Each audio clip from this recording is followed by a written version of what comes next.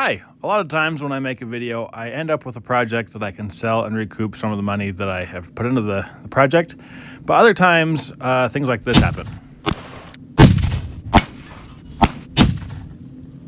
And when those happen, my options are to throw them away, or get creative. And if you Google helmet projects, this is about all that shows up, and I don't want a turtle.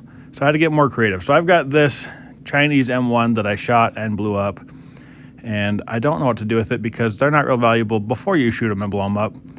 So I started looking, and I found these lamps, and I think they're kind of cool. The problem with all of these is they're all held up with this stupid stick, and I don't like that look. So we're going to design one that doesn't have that stupid stick. So we need a base of some kind, and then I'm going to use conduit as our shielding for our wire. And I thought if we did the conduit as our support, and then put a hose to a gas mask over the conduit, and then we just need a head of some kind to support our helmet. We'll put a little light bulb inside the head, and then of course we'll put our helmet on top. So what to use for a base? During World War II, they made these. They're just 1 gallon steel containers that had mustard gas in them, and then you would put explosives on them and make a mine. I don't have those, but I do have a lot of 1 gallon cans, so we just need to take the sticker off, and then we need to get the paint off. And luckily, the paint on these is a lot easier to remove than most Chinese helmets. Sandblaster just took it off, which was really convenient. I really appreciated that. So after we get the paint off of it, we need to put paint back on it. And since they're a gray color, I just got some cheap gray spray paint, and we'll put that on there, and it turned out pretty good. If you look at pictures of them, you'll see a few things. One, they've got lot numbers and the markings, and the other is those green bands. We're just going to make some stencils to put a lot number on. This is a World War II era stencil machine. These Marsh machines are pretty cool. You just turn the dial so that yellow indicator is whatever letter you want, and then you hit this handle, and it punches out the letter. You end up with something like this. Mine is a 1 inch, and I didn't want to do this, so I printed out an original, the markings. And before I got too far, I realized this was a bad idea. I was just going to cut it out on some tape and then put the tape over. But as I started peeling them up, it didn't work. So I just made another stencil, and that's fine. So I need to paint the green bands that were on the originals. And then after that, we need to add our markings. And I don't think the stencils look too bad. They're not the original style, but who cares?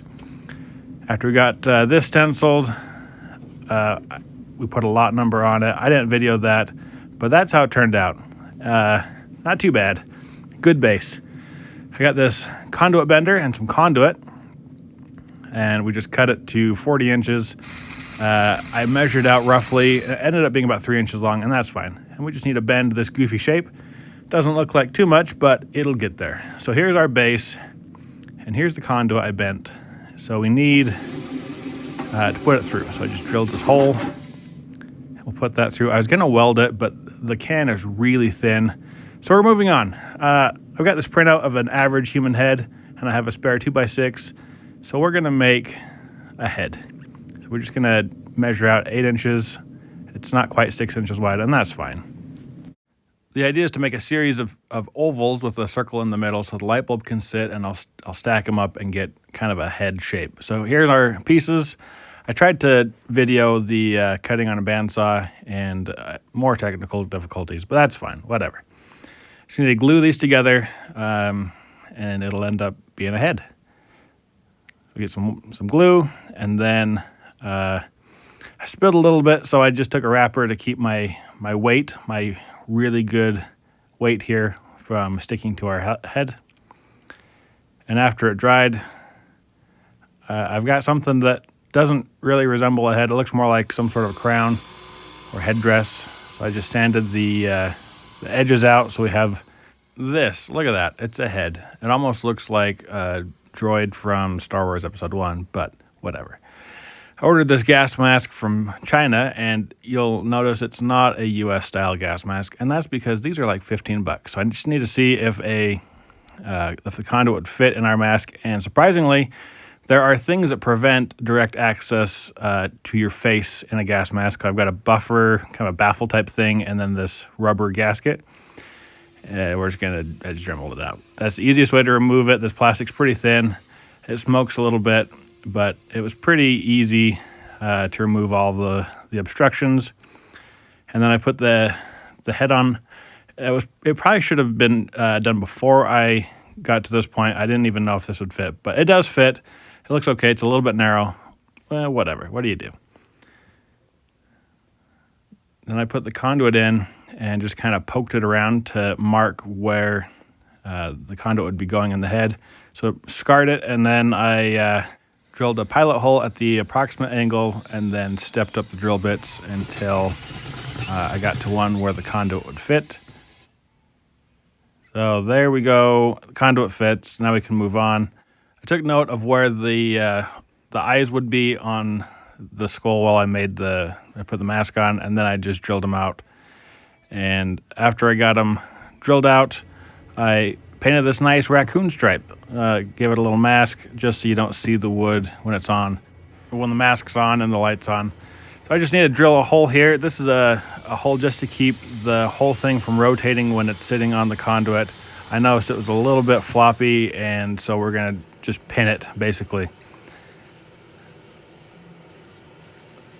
I drilled a corresponding hole in our conduit just off to the side, and I'll put a bolt through that, and that'll keep it from spinning around and kind of keep it where it's supposed to go. And at this point, after this test fit, we're ready to put everything together. And so I just put the hose on. This is just a Chinese hose. They're like $5.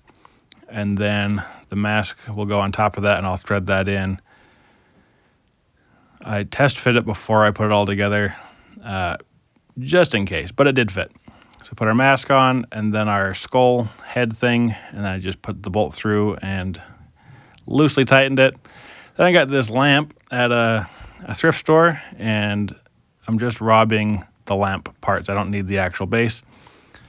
So I just took it apart, took out the electrical components, and it wasn't too bad. I just pulled the wire out, and then I pushed it back through the conduit, and that was a little bit tricky to get all the way to the top, but we did. And now it's just reassembly. So the exact same thing I did to take the lamp apart, I had to do in reverse. And it was a lot easier. A lot of projects I do are harder than they should be. And this one went together really fast, and I appreciated that. I wanted a really low watt bulb, and the lowest one I could find was red. And I thought, it might add to the ambiance, the feel of this project. So I went with red, and it works. So I must have done it right. So now that the hard part's done, it's just putting it all together.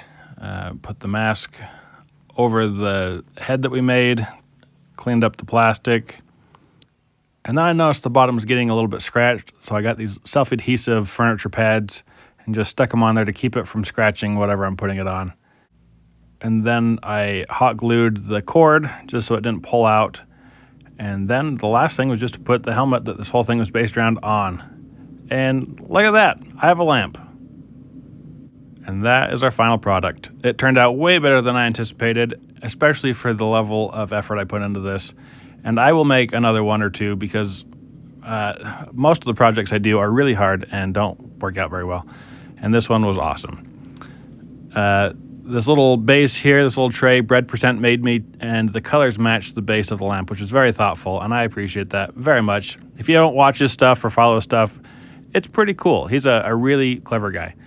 I'm not monetized, so I usually try to sell these projects when I'm done with them to recoup a little bit, but my wife likes this one, so I guess I'm going to have to keep this one and make another one. Thanks for watching. I'd love to hear your thoughts. We'll see you next time.